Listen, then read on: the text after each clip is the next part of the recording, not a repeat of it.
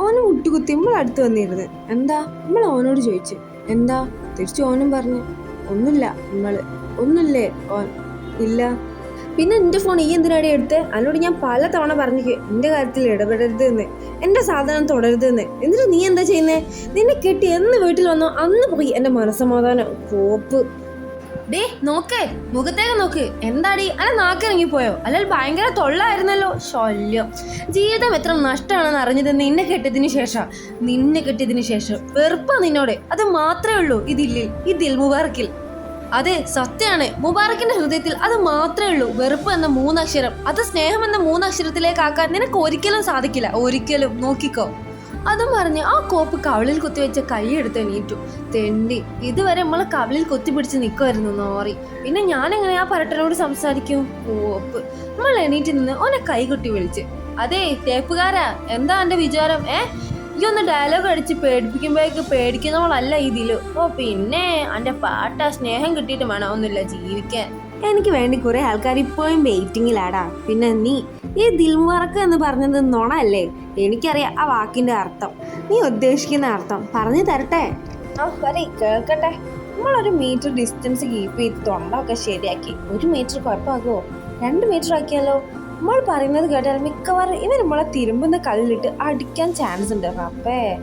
ഇതേ സമയം നമ്മുടെ Jilu I love you I love you I love you mine എന്ന് പാടി നമ്മളെ കെട്ടിയും ഭയങ്കര കുളിയാ. ഇങ്ങക്കറിയോ ആ കോപ്പി ഇന്ന് ആദ്യമായിട്ടാ കുളിക്കുന്നത്. എന്താ ചീഞ്ഞ് നാർന്ന മണമാണെന്നറിയോ? Blah blah.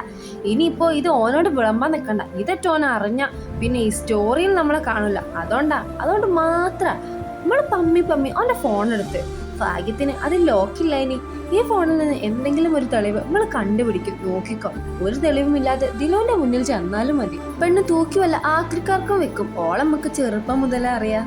ഓൾക്ക് ചിലപ്പോൾ റിബോന്റെ മെയിൻ ആരാന്നുള്ള എവിഡൻസ് കിട്ടിയിട്ടുണ്ടാക്കും. അതുകൊണ്ട് എത്രയും പെട്ടെന്ന് നമ്മൾ റിഷോന്റെ മൈനെ കണ്ടെത്തേണ്ടതുണ്ട്. എവിടെ ലെവൽക്കറിയില്ലല്ലോ പെണ്ണെവിടെ 1 മീറ്റർ 2 മീറ്റർ ഡിസ്റ്റൻസ് കീപ്പ് ചെയ്ത് കളിക്കാണെന്ന്. നമ്മൾ ഫോൺ തുറന്ന് കോണ്ടാക്റ്റിൽ പോയി വെറുതെ മൈനൊന്ന് അടിച്ചപ്പോൾ നമ്മൾ ഞെട്ടിക്കൊണ്ട് ഫോണിൽ ഉറ്റു നോക്കി.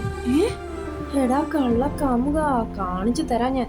നമ്മൾ അവൻ്റെ ഫോണിൽ കണ്ടത് മൈൻ എന്ന നെയിമിൽ സേവ് ചെയ്ത നമ്പർ, അതോടൊപ്പം തന്നെ റിബോസ് മൈൻ എന്ന നെയിമിൽ സേവ് ചെയ്ത നമ്പർ. ആഹാ, രണ്ടും കിട്ടി. ഇനി നമ്മളൊരു കലക്ക് മോനെ. പെട്ടെന്നാണ് ഡേ എന്നൊരു അശ്ലീതി കേട്ടത്. കടവുള്ള റിഷു, ഈ തണ്ടിന്റെ നീരാട്ടും കഴിഞ്ഞോ? നമ്മൾ അവനെ നോക്കി നല്ലോണം നെളിച്ചിട്ട് അവൻ്റെ ഫോൺ കിടക്കമ്മൽ വെച്ച്, സോറി ചേട്ടാ ഫോൺ മാറിപ്പോയത് സത്യം. ഇനി അറിഞ്ഞോണ്ട് പോലും നിങ്ങളെ ഫോൺ തൊടുക പോയിട്ട് ഒന്ന് നോക്കുക പോലും ചെയ്യില്ല സത്യം. നമ്മൾ നിഷ്കുഭാവത്തിൽ പറഞ്ഞു. ദിൽ മുബാറക്കിന്റെ അർത്ഥം നമ്മൾ പറയാണേ. നമ്മൾ തൊണ്ട ശരിയാക്കി ചോദിച്ചു. ഇത് കുറെ നേരമായി പറയാണേ, ഞാൻ പറയാൻ പോകാണേ, ഇപ്പം പറയുവേ എന്നൊക്കെ പറഞ്ഞ് നമ്മളെ വട്ടി പിടിപ്പിക്കാൻ തുടങ്ങിയിട്ട്. ഇപ്പൊ നല്ലോണം പറഞ്ഞത് എനിക്ക് നല്ലത്, ഇല്ലെങ്കിലുണ്ടല്ലോ ഓ പിന്നെ ഓൻ്റെ ഒരു ഡിമാൻഡ് എനിക്ക് നമ്മൾ പറഞ്ഞു തരൂലടാ. നോക്കിക്കോ. ഓ ഒന്ന് പോടപ്പ, ഈ ആരുടെ നമ്മളോട് കൽപ്പിക്കാൻ? ഞാൻ ചിലപ്പോ പറയും, ചിലപ്പോ പറയുകയില്ല. അതിന് അനക്കെന്താ പോലാലേ? എനിക്ക് നമ്മളെ ശരിക്കും അറിയില്ല. ഞാൻ ബാഹുബലിന്റെ ഒപ്പം കളിച്ചു വളർന്നതാ. എന്നോട് തർക്കുത്തരം പറയാൻ നീ വളർന്നിട്ടില്ല.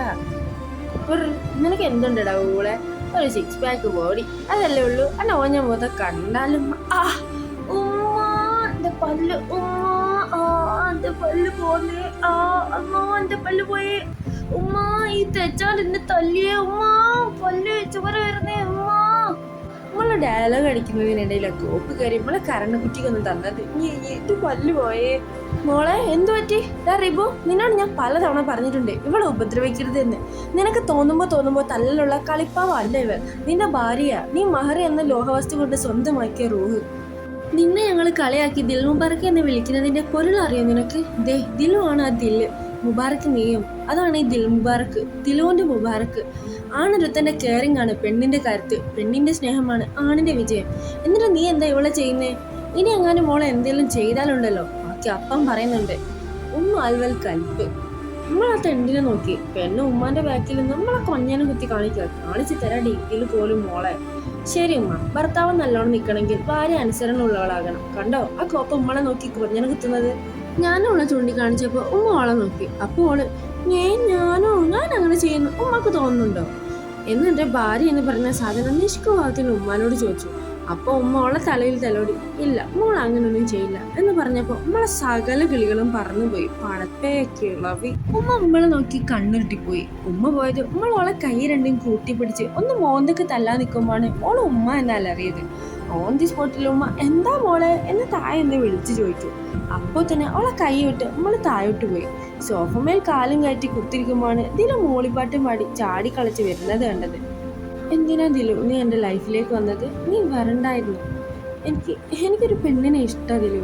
അവളല്ലാതെ വേറെ ആരെയും കെട്ടൂല എന്ന എൻ്റെ വാശിക്ക് വിധി എതിരായി വന്നു.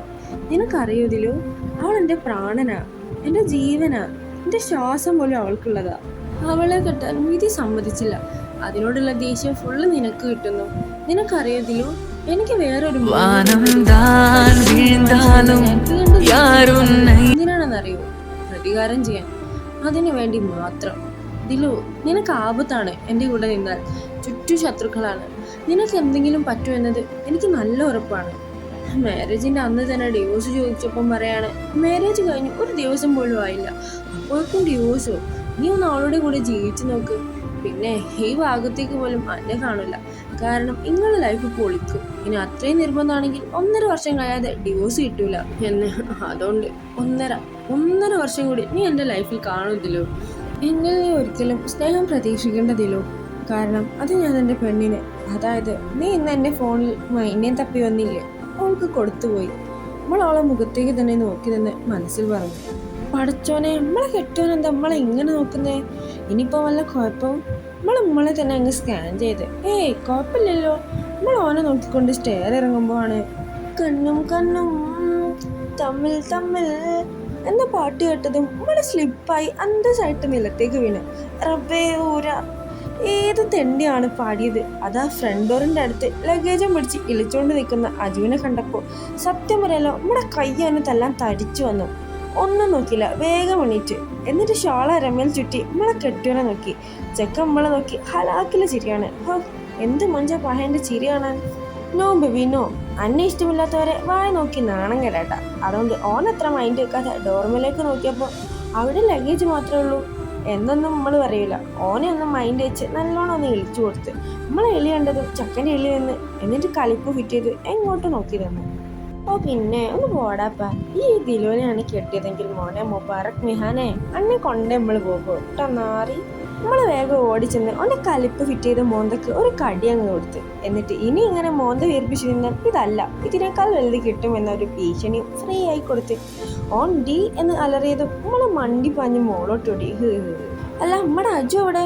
ഓൻ നമ്മൾ തല്ലാൻ പോയതും ചെക്കൻ എങ്ങോട്ടും ഓടിയിട്ടുണ്ട്. ഓൻ നിങ്ങൾക്ക് അറിയില്ലല്ലോ, എന്നാ കേട്ടുള്ളൂ. ഇതൊരു തറവാടാണ്, ന്യൂജൻ തറവാട്. ഇവിടെ 4 ഫാമിലിയാണ് താമസിക്കുന്നത്. ഒന്ന് നമ്മുടെ ഉപ്പ, ഓലെ മക്കൾ അതായത് റിബു റിഷു, ഇവരുടെ ഭാര്യ അതായത് ഞാൻ ജിലുമ, പിന്നെ മൂത്തമ്മ ഇവരുടെ മക്കൾ. മീനു ഓള് +2ലാണ്. പിന്നെ Shaadi on degree 3rd year. പിന്നെ അമ്മായി ഓല മകൻ അജു ഇപ്പം മുങ്ങിയ ദുരന്തം, ചെക്കൻ്റെ പഠിത്തമൊക്കെ കഴിഞ്ഞു, ഇപ്പം തേരാഭാരം നടക്കുന്നു. പിന്നെ വേറെ അമ്മായി ഓല മോള് സച്ചു, ഓളും +2ലാണ്. ഇവരൊക്കെ ഈ വീട്ടിലുണ്ട്. ഇതുവരെ ഇവരെ കാണാത്തത് എന്തെന്നാൽ ഞങ്ങളുടെ മാരേജ് കഴിഞ്ഞിട്ട് ഇപ്പം 1 വീക്കായി. ഞങ്ങൾ പണ്ട് ഒത്തൊരുമയോട് കൂടി ജീവിക്കുന്നതുകൊണ്ട് ഹണിമൂണിന് പോയില്ല. ഓല് പോകുന്നില്ലെങ്കിൽ പോകണ്ട, ഞങ്ങൾ പോകുക എന്ന് പറഞ്ഞ് പോയത് അജു, മിനു, ഷാദിയും സച്ചു, ഇവർ 4 ഉണ്ടാവും. എന്നിട്ട് ഇപ്പോയാ തണ്ടികൾ കയറി വരുന്നത്. പിന്നെ എനിക്ക് ദേഷ്യം വരൂലേ? ഇത്രയും ദിവസം ആ ഓഞ്ഞ കെട്ടുവിൻ്റെ കയ്യിൽ നിന്ന് തല്ലും 5 പൈസക്ക് കൊള്ളാത്ത ജിലുവിൻ്റെ തള്ളും കെട്ട് നിൽക്കുക. ഇനിയിപ്പോൾ ഇവർ വന്നല്ലോ, ഇനിയാണ് മക്കളെ ഞങ്ങൾ ഒരു പൊളിക്കുന്നത്. അല്ല നമ്മൾ ജിലുമ്മ ഇവിടെ കുറേ നേരം ഇളവെണ്ണം അടുത്ത് കയറിയിട്ട് ഓൾ കഴിഞ്ഞിട്ടുള്ളത് എന്താ പണി? ഇനിയിപ്പോൾ ഒരു ഷോൾ എന്തെങ്കിലും ചെയ്താവോ?